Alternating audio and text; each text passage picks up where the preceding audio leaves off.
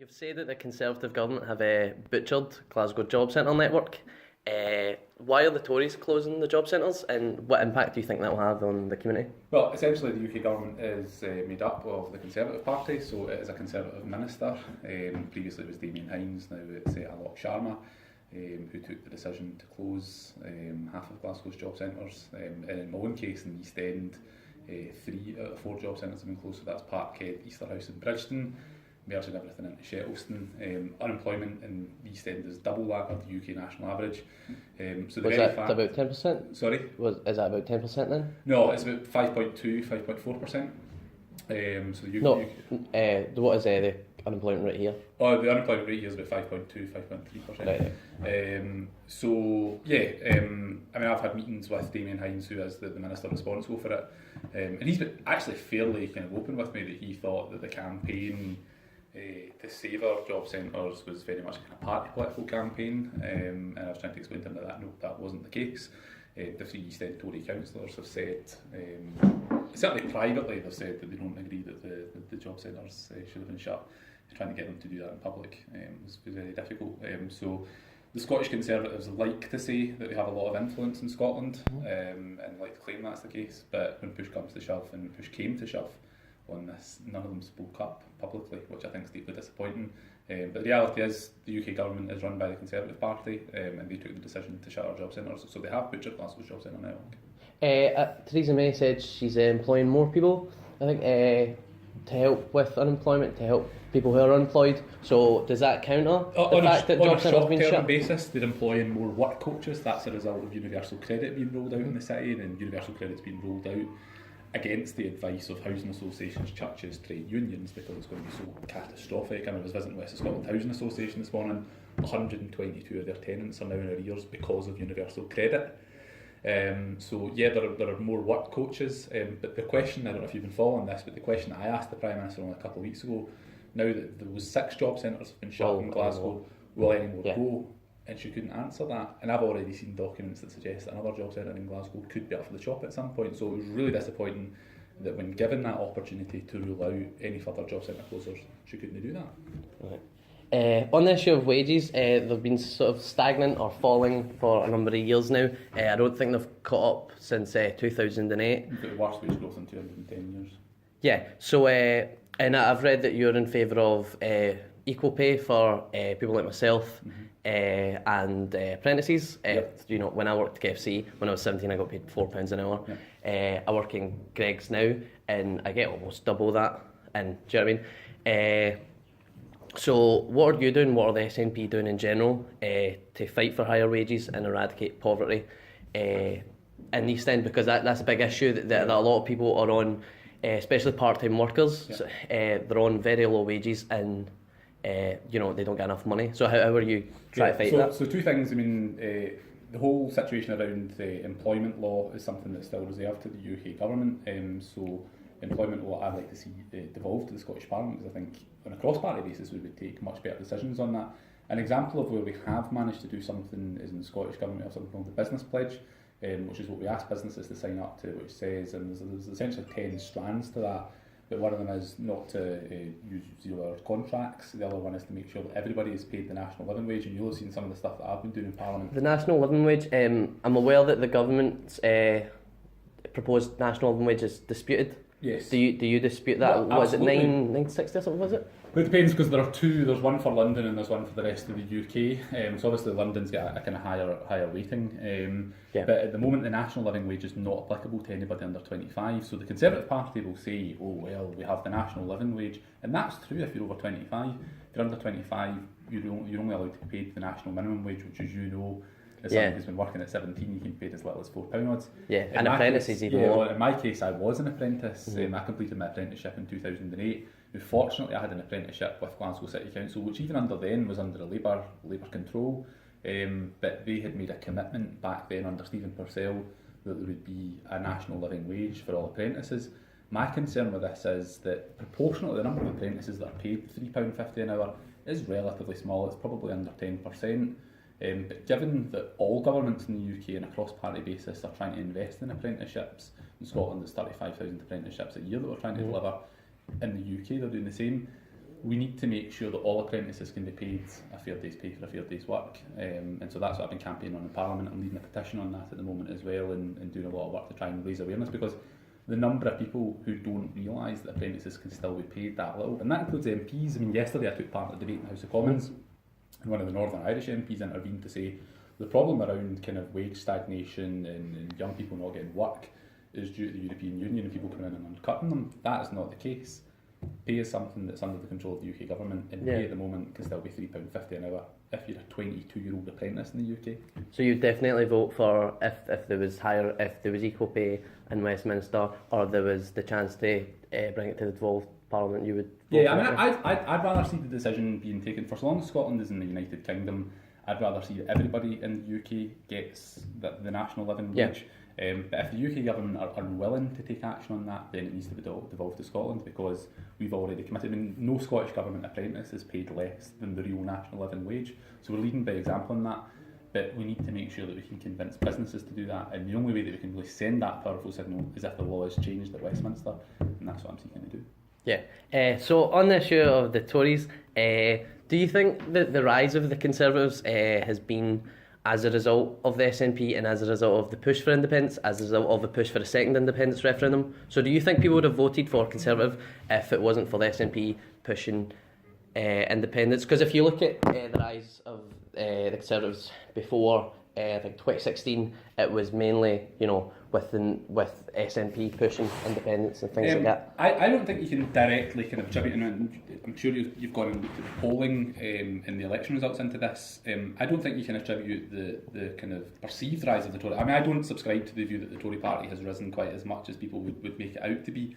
When you compare, so where do you see that then? Well, when you compare their polling in the early 90s, they're pretty much at the same place in Scotland. So they've not gone... Well, they're about 25% now, aren't they? Yeah, so they've not gone stratospherically high from where they would have been kind of in the early 90s there. I would attribute a lot of it down to the kind of the breakdown in the Labour Party. I mean, the Labour Party in Scotland, particularly in East End of Glasgow, was the only show in town. I mean, I grew up in Cranhill, where you would be hard pressed to chap the door and find somebody who didn't vote for the Labour Party. The Labour Party in Scotland now is polling kind of the mid 20%. That's just unheard of and unthinkable 15, 20 years ago. So I think what's happened is a number of things. One has been that if you are a kind of a unionist, in the Labour Party in Scotland have certainly been perceived to have flip-flopped a bit on the union and Scottish independence. Yeah, they're seen as pretty weak. So there's that, combine that with a kind of lethargy of the Labour Party. I mean, the Labour Party was in government for quite a long time, and there was a feeling certainly around about here that they took people for granted. So some people have been able to kind of hold their nose and vote Tory because they might not necessarily like the SNP or independence. But I wouldn't attribute the kind of perceived rise in the Tory party simply down to the SNP. I think it's largely due to the complete breakdown of the Labour vote. But would you see independence as a part of that? Because it seems clear that the unionism has found a home in the Tory party, because people are often... So it's kind of split between Labour and the Tories. But I mean, to be blunt about it, the only thing... they've got unionism in their name. Yeah, so to be blunt about it, the only thing that the Tories ever obsess about now is the SNP and the union. I mean, you look at even the Tories' Twitter profile, the only thing in the biog says leading the fight back against the SNP. So the Tories have managed to kind of position themselves in such a way as to say, we are anti-SNP, anti-independent. So from a messaging point of view, they've probably dominated that particular market in terms of the voter out there who would be stridently against independence, stridently against the SNP, in a way that the Labour Party, under various leaderships, and bear in mind the number of leaders they've gone through in Scotland. Yeah, is it 12 or something since 1999, something like that? Whereas the Conservative Party in Scotland, despite a fairly shaky start, I mean, bear in mind they were opposed to devolution in the first place, despite a fairly shaky start in terms of a couple of their leaders, people would largely say that both Annabelle Goldie was kind of seen to be a very kind of stable pair of hands. I think was actually probably quite a good negotiator in the Scottish Parliament. Somebody that people would respect politically, and Ruth Davidson is somebody who people seem to think is a kind of fairly credible character. And do you see this credible?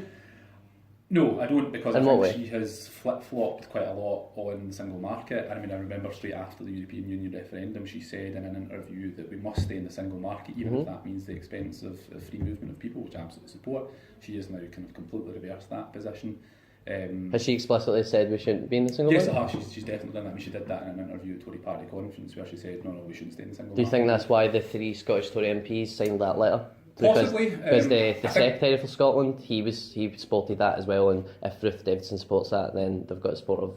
Yeah, I mean, I think, so when the new, whatever, dozen or so MPs were elected in Scotland, they were very much kind of marketed as being almost kind of Ruth's boys. I mean, I know that there's one token female in that group, but it's largely a kind of a stag do of MPs that they've got. But they were always going to kind of be marketed as, we'll be kind of Ruth Davidson's voice.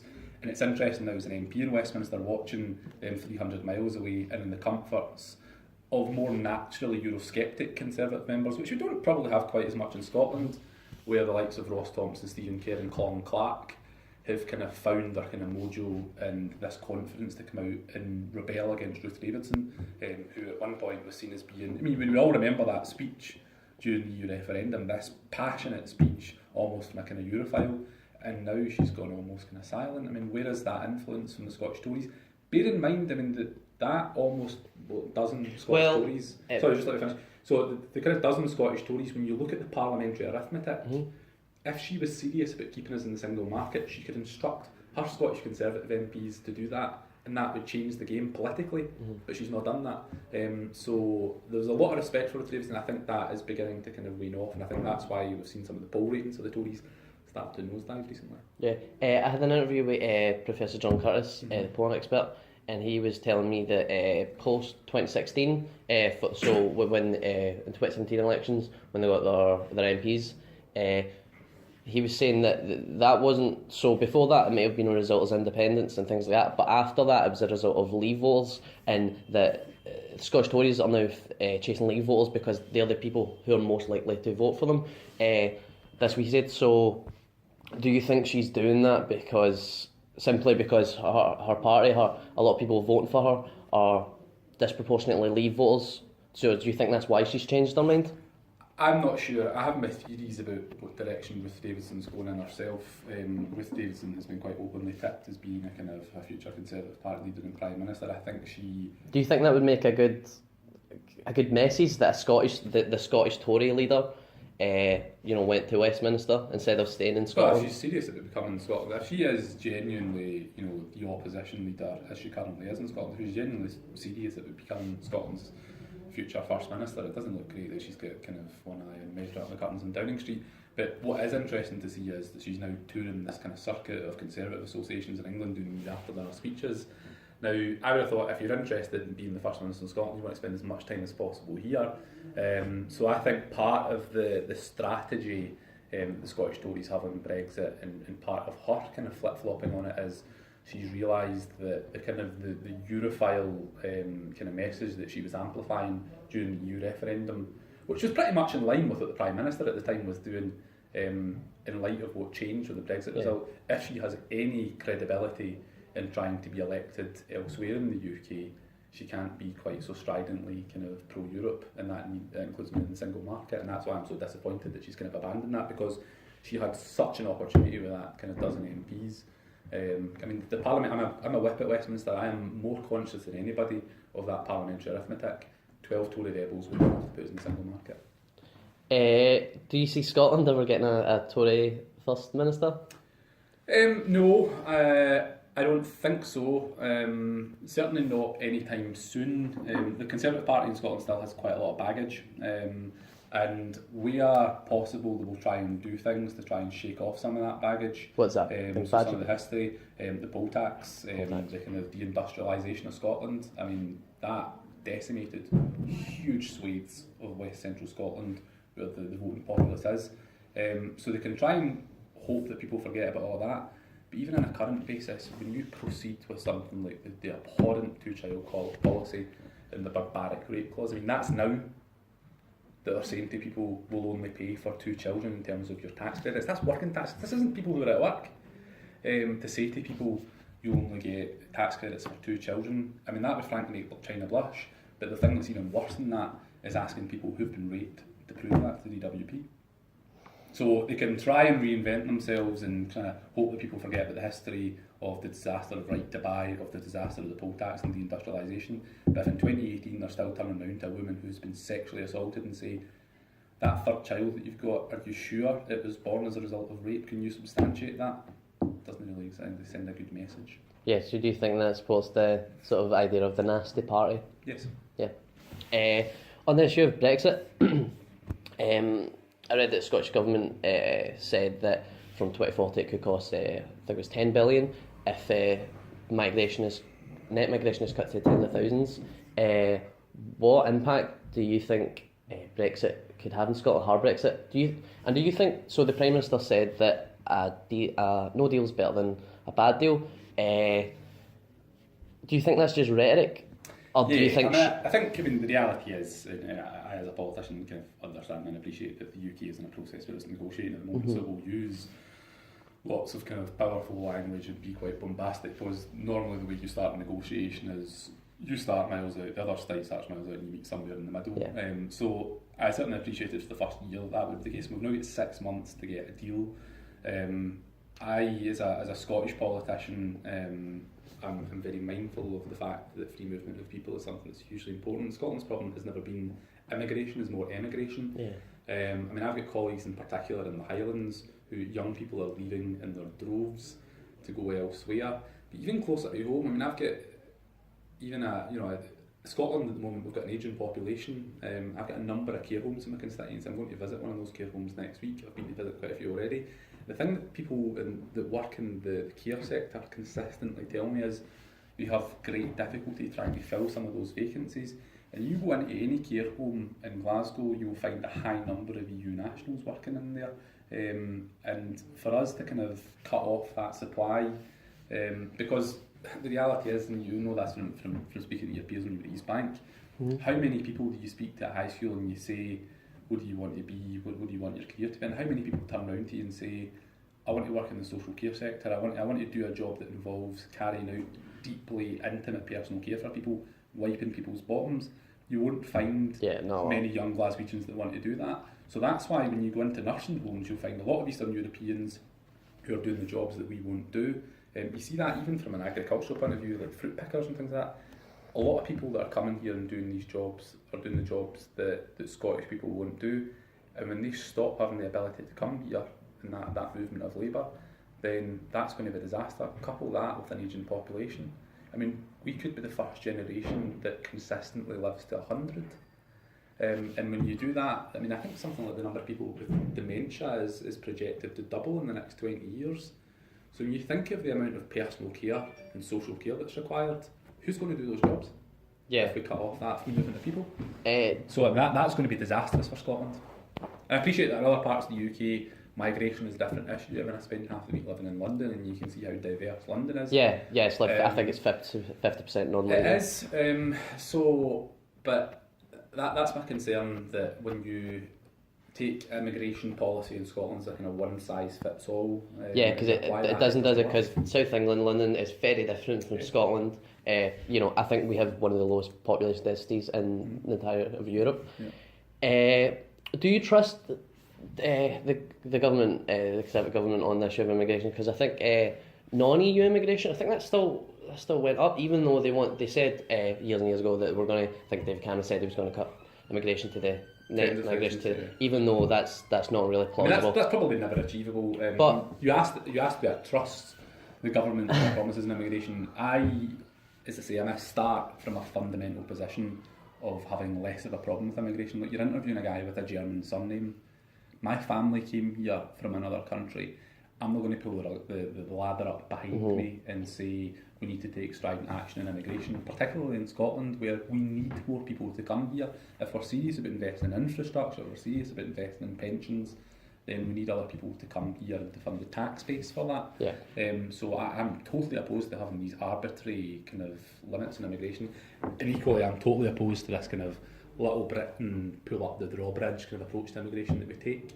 I think it's deeply unhelpful, not just for Scotland but for other parts of the UK. I've got colleagues in Wales where immigration is a good thing, it's something that they need, particularly in rural economies. They both leave though, didn't they? Yeah, so as a country, if you look at it countrywide, also in Scotland 62% voted to remain.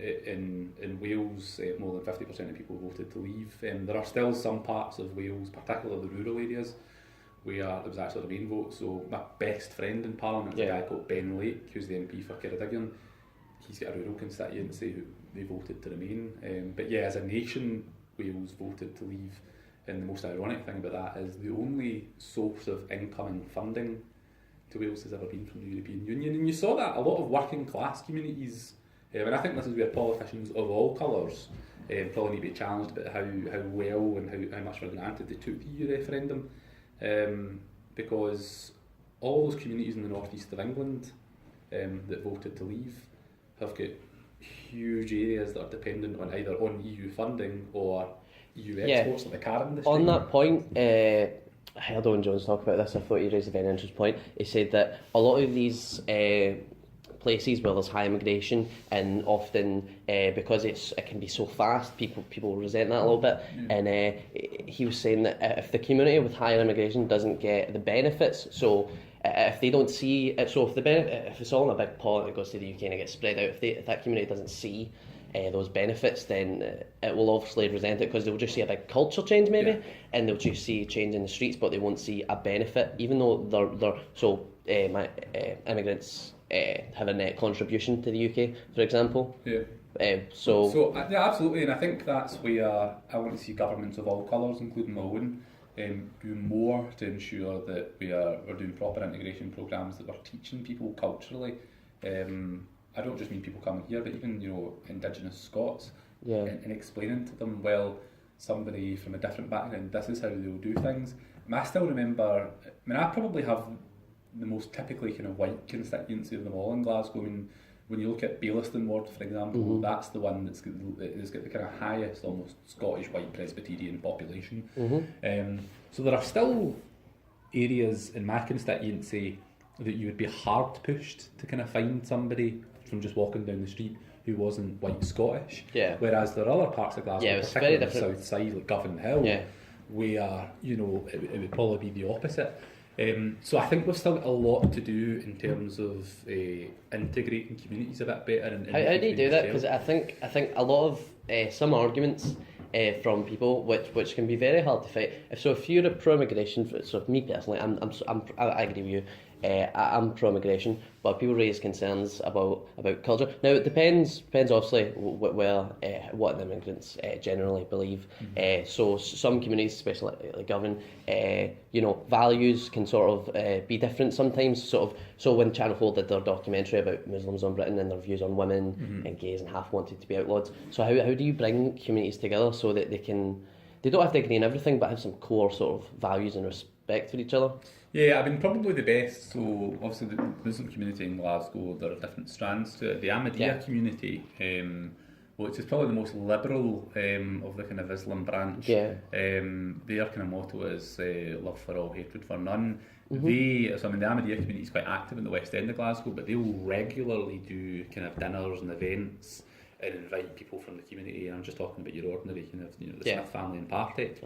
And as a result of that, the Smith family and Partick gets the opportunity to go along and understand what kind of some of the more kind of liberal Muslims believe. There are some Ahmadiyyas who would probably still think that, for example, homosexuality was wrong, but because they engage with each other, then they at least get to a point where they have that kind of mutual understanding. Whereas when people are kind of thinking, oh well, Muslim people, they think that one God and it's only Allah and everybody else, and which is completely wrong. But because of those kind of inbuilt biases and discrimination that's there, it means that you've got communities that are really, really kind of fractured.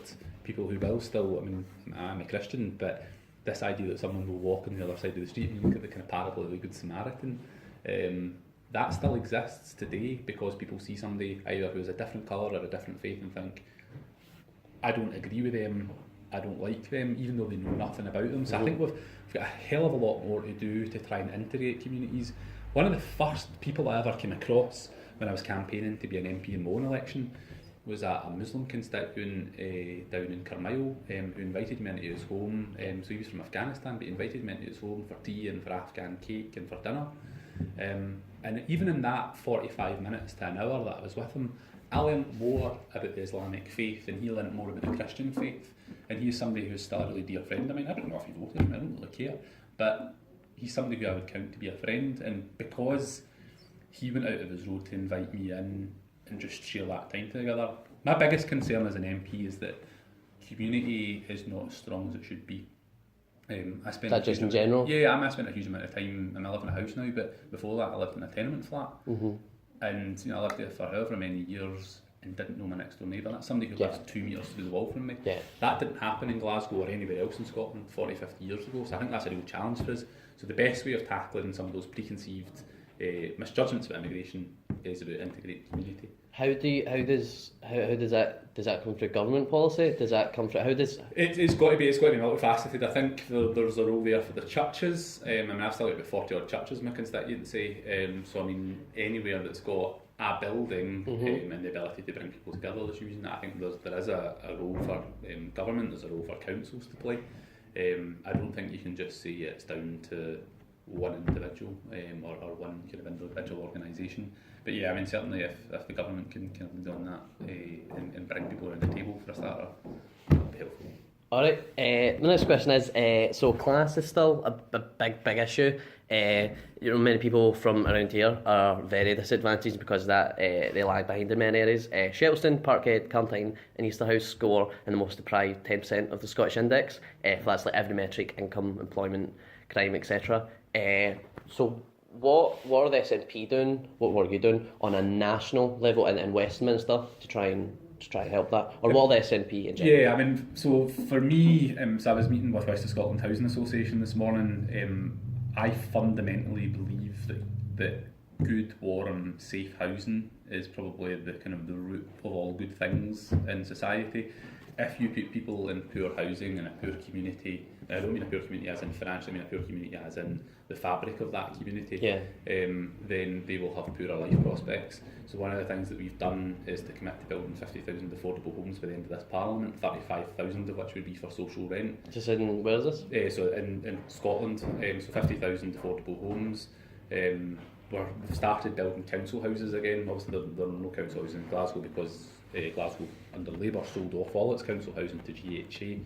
Is that enough? The homes that are being built, is that enough? 50,000 is a huge increase in comparison to what happened before. I mean, 6 council houses were built under the Labour Lib Dem administration in 6 years. So we're building thousands of times that. But I think that if you're serious about giving people good prospects, you need to have them in good housing to start with. Because when people live in a decent, safe, warm environment, then they're much more likely to be able to kind of go and look for work rather than living in kind of poor housing conditions, which is what we've seen. My biggest, and going back to the Conservative Party, my biggest criticism of the Conservative Party in Scotland, and this is me speaking as the constituency MP for Glasgow East, was the decision to introduce the right to buy. So selling off social housing stock and not replacing it has led to this huge demand, and we are now, the reason we're building 50,000 affordable homes within this Parliament is a hugely ambitious target. That's been acknowledged by everybody from Scottish Federation of Housing Associations through the Chartered Institute of Housing, but that's us trying to catch up in one of the most disastrous policies that happened in the 1980s. Some people would say it's fine to sell council housing if you're matching that. So when you sell the house off, you build another one. Under Thatcher, that didn't happen. So there are huge swathes of the East End where people want to be housed, but there's no social housing there. So what apart from housing can you do? I think the other thing is making sure that people have good wages as well. Wages. I mean, I've mentioned the fact that we've got the lowest wage growth in 210 years. So if you have people that are doing good jobs and bringing in a decent income, that in turn means that it's been reinvested in the economy, and in a circular economy that will go round and round. But if you get people that are on low pay, 0 hours contracts or insecure work, then that makes it very difficult for folk to kind of move along that ladder and kind of have any form of social mobility if all they're able to do is cycle around the city with a delivery bag on their back. So I was talking to Annie Wells, and she was she's from a working class background. I interviewed Thomas Gale as well, the Tory councillor, Phyllis Wald, and he went to his bank. And the Scottish Tories seem to have a different image from the UK Tories. Very different. People sort of separate them. I think. Do you think that the Tory party is a party for the working class, or as I think was it Theresa May that said it was the party of the working class. What do you think of that statement? Can't be the party of the working class when you tell people who are on working tax credits that they can only have 2 children. Yeah, I raised some of these issues. I raised it when they were going for universal income, and they were stripping back some of the benefits. That was saying that the wages, so they're raising the wages but taking back some of the benefits. And I was saying that studies show that even though you're raising the wage, people will still earn less, and that's something I don't think when I'm talking to a Tory, they can't really answer that, because I don't see how you can argue that. Yeah, I mean, so, the other difficulty I think that they've got is, I mean, if you're serious about kind of saying, oh, well, you're the party of the working class. I mean, I don't like this idea that people have this kind of monopoly of wisdom in the working class. I think that to say that you have conquered and that you own these people, and that was the biggest mistake the Labour Party made, and they still talk about taking our seats back and stuff like that. I don't consider Glasgow East to be an SNP seat, a Labour seat, or any other seat. It's the people who've entrusted whoever that politician is at the time to represent them. But the point I was going to make was that you can't say that you stand up for the working class when you continue to impose a 1% public sector pay cap. Now in Scotland, where we've got the power to do that, we've abolished the public sector pay cap and we've introduced a 3% pay rise for the public sector. The Tories voted against that, so you can't turn round and say we're the party of the working class, we stand up for public sector workers, whilst telling them that they've got to have a 1% pay cap, and all the rest of their bills are going up. So for the Tories to turn around and tell my wife, who is a primary school teacher, a working class primary school teacher, oh well, you know, we're the party of the working class, but by the way, you're not getting a proper pay rise. I don't see how they can square that circle. For the people who don't work, a lot of people find it hard. A lot of people, find it hard to get enough money to maybe buy a suit, and a lot of people go to food banks. How do you fight? How do you fight food banks? Because a lot of people, I can't remember last night, something like half or something like that. People go to food banks that are actually working. Yeah, well, and that is, again, it comes back to this issue about low income, and if people don't have that money there, I mean, I deliberately have not spoken about food banks for this interview because I have a very close relationship with Glasgow North East Food Bank, not just as a constituency MP, I've got to refer some of my constituents to the food bank, but in a personal capacity I support the food bank both financially and with food and fundraising and all that kind of stuff. But it is genuinely heartbreaking when you go and you see people who have ordinary jobs, and these are, I mean, people think that the folk that use food bank are people who have spent all their money on drugs or alcohol or gambling and things like that, and this is another point which I'll come on in a wee minute, but until Tory politicians start to understand why people are actually using food banks, and it's because of low income, it's because of insecure employment, it's because of changes in delays to benefits. That's the top 3-4 reasons why people go. Until they start to understand that, I don't think anything will change. I think food banks are probably here to stay. Since I've been elected, I've tabled a written question to the Secretary of State for Scotland every month to ask him when he plans to visit a food bank. He's been the Secretary of State for Scotland since May 2015, and in his capacity as a government minister has never visited a food bank despite repeated invites from me and other MPs. So if a government minister won't have the balls to go and speak to Tara Maguire, who's the coordinator in Glasgow North East Food Bank, and say, Tara, why is the number of people coming to your food bank through the roof? It might be the case that doesn't want to hear, well, it's not just people who are on drugs, alcohol and gambling, but actually it's folk who are cycling around the city with a Deliveroo bag on their back because they're on a 0 hours contract, because they're part of the gig economy, because they don't know when their next meal's coming, and that's why they're at the food bank. So until we see some sort of action from that, I think all this chat about being working class, I know that Thomas Kerr, for example, loves to talk about how working class he is, but the proof's in the pudding with, it's not just words, it's your deeds, and I think we need to remember that as elected politicians it's up to us not just to talk the talk but walk the walk, and I don't think the Tories do that when it comes to standing up for the working class. On the issue of sort of drugs in the UK and the East End, I know I live just living across. If you go to the pharmacy, there's a lot of people waiting for things like methadone. And the laws surrounding drugs, that's obviously not a devolved issue. So, two questions. Would you support that being devolved? And what was your opinion on the legality concerning certain drugs and concerning potentially putting people in prison because they injected something into their body without harming anybody else?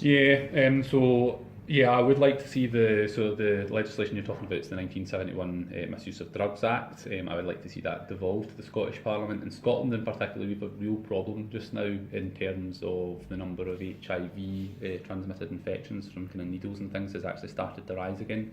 Drug deaths in Scotland is rising again. Is that? Do you know what that's from? Is that from like opioid? Is that heroin? It's from heroin. So there's a particular part of the kind of southeastern quadrant, the city centre, where people are generally travelling in from the East End and other parts of Glasgow, and they're injecting drugs in the street.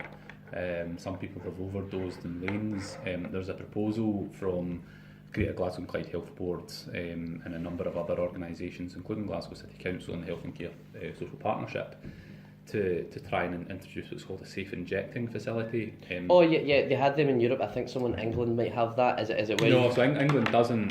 So I mean, this is before I was an MP. This is what I worked on. Is this like a place you can go where? So this is a place where you can go. Essentially, it's a safe injecting facility.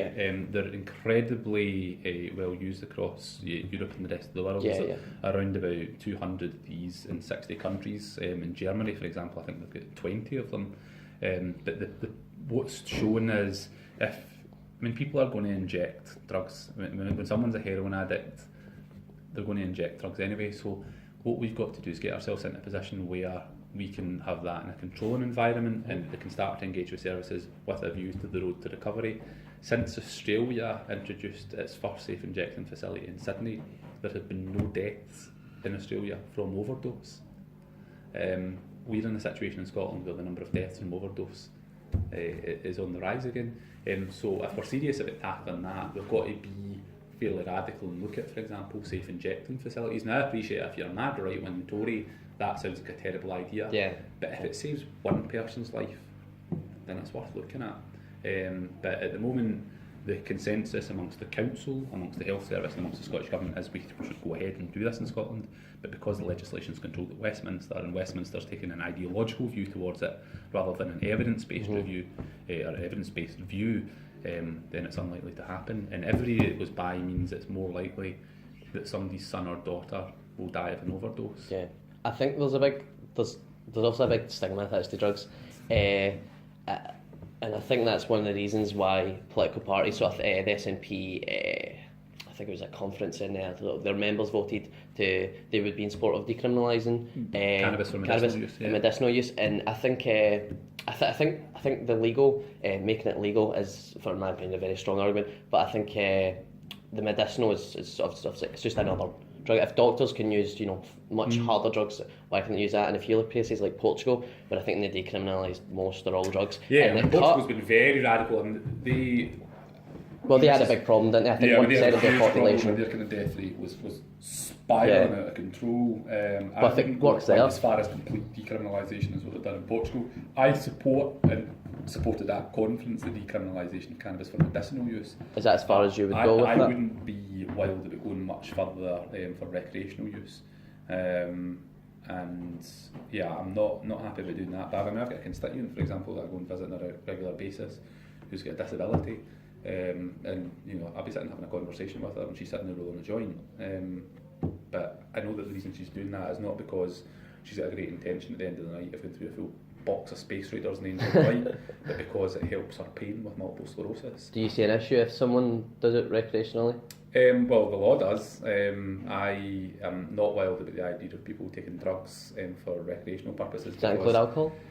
Well, alcohol is not what you would consider to be a recreational drug. But evidence-based, that it's a lot more damaging than, a lot of people would argue it's a lot more damaging than things like cannabis. If you don't do it in moderation. Well, if you do it in moderation... I don't think most of us would think that, our mum or dad sitting at home having a glass of wine with their dinner is in a way them being more damaging than drugs. Well, it's in culture though. It's partly culture. Scotland is a major culture. I feel like California, they legalised it. It's much more in certain other parts of the world's culture. Culture's a big reason. But I mean, if you look at a lot of polls that I see, most people, it's usually about half what I see, but some of them polls are most people support the legalisation. People aren't. I think it's not a vote winner. I think that's why parties don't do it. But yeah, I mean, I think One of the things you've got to be a bit careful with polling evidence is how the question's framed. I mean, if you were to look consistently at polling, then we would be reintroducing capital punishment in the UK, because people on the whole seem to support. Well, that's different because there's certain things that even if a majority support and it goes against their rights, then you still don't do it.